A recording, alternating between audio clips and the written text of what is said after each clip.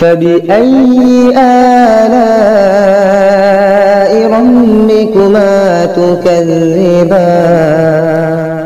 कि जिनके किरदार से आती हो सदाकत की महक, उनकी तदरीस से पत्थर भी पिघल सकते हैं। हज़रत वाला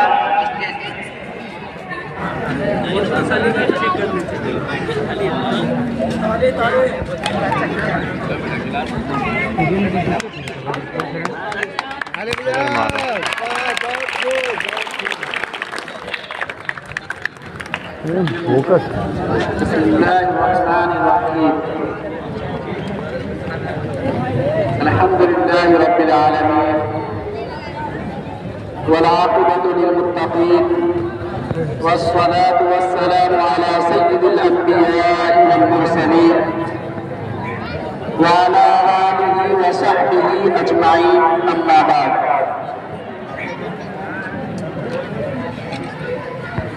अज़ीज़ान मिल्लत, बरादरान वतन और हाज़रीन इजलास, आज का दिन एक कौमी दिन है। आज शहर हो या देहात, गाँव हो या कस्बा, हर जगह उसको बोले झंडा बोका के तेरे गिरा के जमहूरिया का जश्न मनाया जा रहा है। रखने नहीं दिया गया। आप हजरात के ज़हनो दिमाग में, ख्यालात में ये बात गर्दिश कर रही होगी कि जमहूरियत किस चीज का नाम है, यौम जमहूरिया क्या है और यौम जमहूरिया का जश्न आज के दिन यानी 26 जनवरी को ही क्यों मनाया जाता है।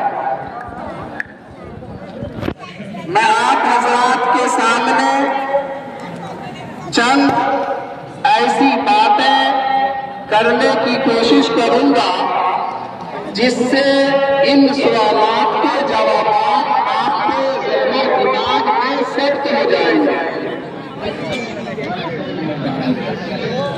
यूं तो हमारे लिए दो कौमी दिन होता है, एक यौम आजादी और एक यौम जमहूरिया।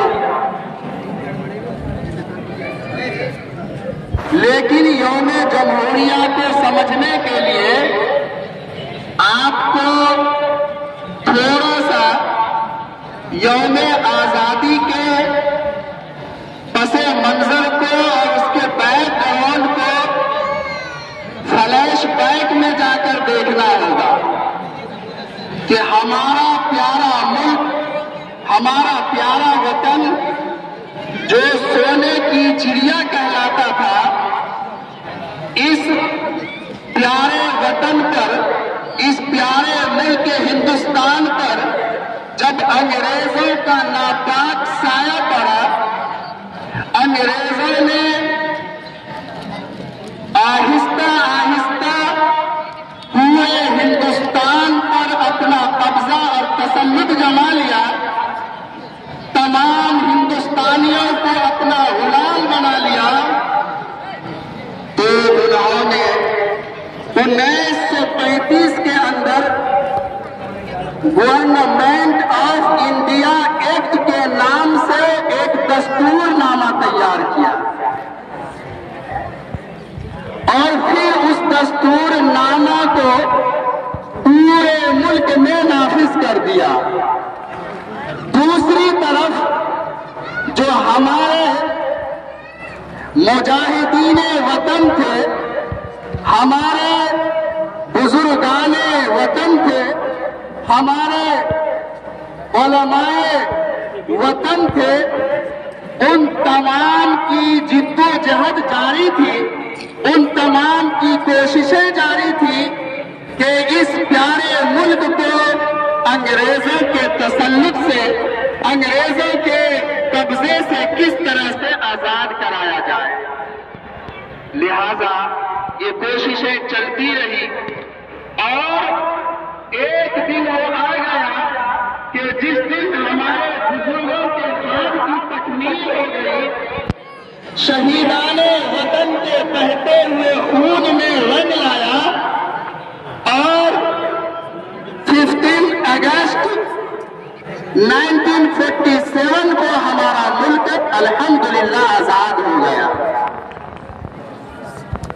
अब बात ये थी कि अब तक तो गवर्नमेंट ऑफ इंडिया एक्ट जो 1935 में अंग्रेजों ने बनाया था वो कानून चल रहा था, लेकिन उस कानून पर एक हिंदुस्तानी के लिए अमल करना नामुमकिन था और बाइसे जिल्लत था, क्योंकि वो कानून हिंदुस्तान मुखालिफ था। लिहाजा अब जरूरत इस बात की पेश आई कि ऐसे कवानीन को वज़ा किया जाए, ऐसे दस्तूर बनाए जाए जिस दस्तूर पर हर एक हिंदुस्तानी के लिए अमल करना मुमकिन हो और उसकी इताअत जरूरी हो। लिहाजा सबसे पहले पार्लिमानी इंतखाब अमल में आए और पार्लिमानी इंतखाब में 375 अरकान पार्लियामेंट मुंतखब किए गए, जिसमें 35 मेंबरान मुस्लिम थे। उन तमाम अरकान पार्लियामेंट ने मिलकर 13 कमेटियां तश्कील दी, जिन कमेटियों का काम यह था कि वो मुख्तलिफ शोबा-ए-जात से दफात को मुसव्वदा की शक्ल में तैयार करे, चाहे वो फौजदारी मामला हो, शहरी जिंदगी गुजारने का मामला हो, ज़राअत से मुताल्लिक हो, तिजारत से मुताल्लिक हो, मुआशरे से मुताल्लिक हो। ये दफात मुसव्वदा की शक्ल में 13 कमेटियों ने तैयार करना शुरू किया। फिर इस दरमियान में याद रखिए कि 114 इजलासे आम हुआ। ये क्यों हुआ? इसलिए कि जब भी किसी शोबे का एक दफा बनता था, कानून वज़ा किया जाता था, तो इजलासे आम के जरिए से, जिसमें दानिशवरान कौम मिल्लत के साथ साथ आम इंसान की भी शिरकत होती थी, और फिर उस दफा के ऊपर, उस कानून के ऊपर बहस व मुबाहसा होकर के उसे मुसव्वदा में जगह दिया जाता। लिहाजा जब 114 इजलासे आम के बाद 13 कमेटियों ने मुसव्वदा तैयार कर लिया, तो फिर एक 7 रुकनी कमेटी बनाई गई, जिसका सदर डॉक्टर भीमराव अंबेडकर को बनाया। फिर इस 7 रुकनी कमेटी ने उन 13 कमेटियों के बनाए हुए मुसव्वदा का जायजा लिया, और जायजा लेने के बाद इस 7 रुकनी कमेटी ने एक नया मुसव्वदा तैयार किया, जिसमें तमाम दफात और बहस मुबाहसा करके उसके अंदर लिखा गया। अब ये तकरीबन मुद्दत 2 साल 11 महीने 18 दिनों में ये दफात मुसव्वदा की शक्ल में तैयार हो गए।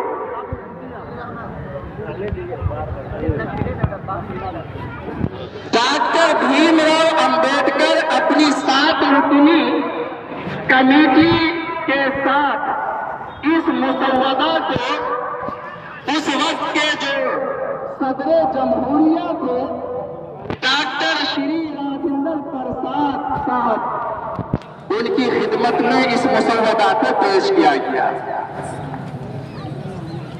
ये 26 नवंबर 1949 को डॉक्टर भीमराव अंबेडकर साहब ने इस मुसव्वदा को डॉक्टर श्री राजेंद्र प्रसाद के हवाले करते हैं।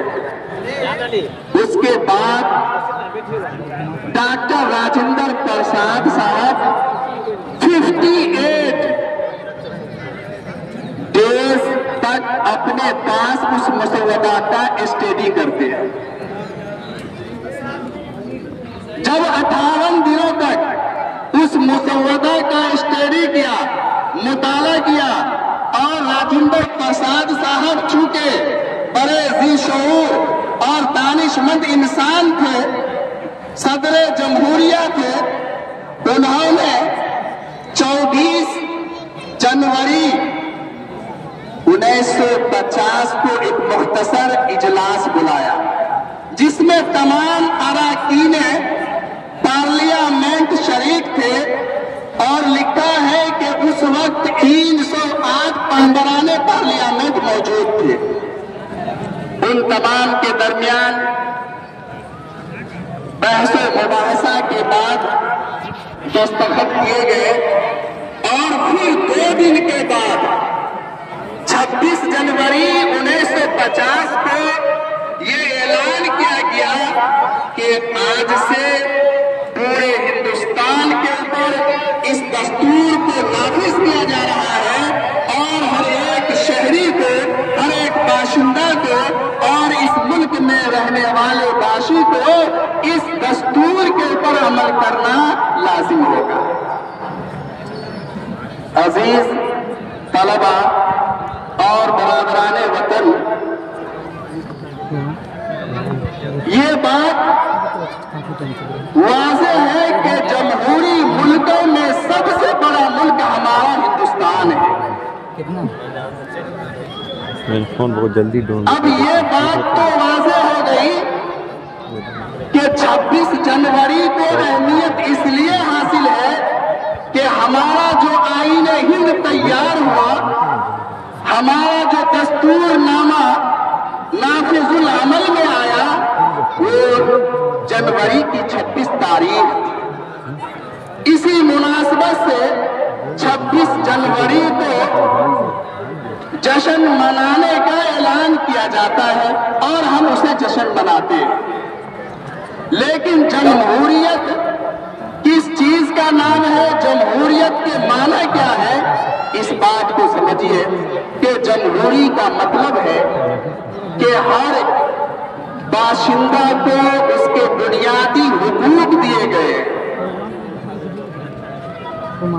हर बाशिंदा को उसके बुनियादी हुकूक दिए गए हैं कि हर हिंदुस्तानी अपने मजहब, अपने रस्म व रिवाज के मुताबिक जिंदगी गुजारने में वो आजाद है।